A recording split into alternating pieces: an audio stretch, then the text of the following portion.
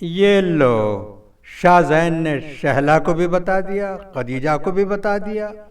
وہ چار چیزیں، تیل، تکیہ، خوشبو اور دودھ۔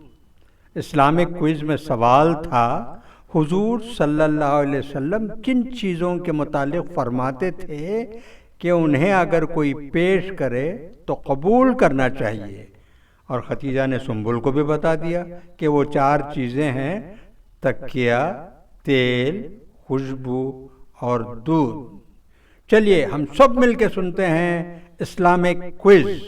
بہنوں اور بھائیوں اور بچوں، اسلامک کوئز میں سوال ہے، حضور صلی اللہ علیہ وسلم کن چیزوں کے متعلق فرماتے تھے کہ انہیں اگر کوئی پیش کرے تو قبول کرنا چاہیے؟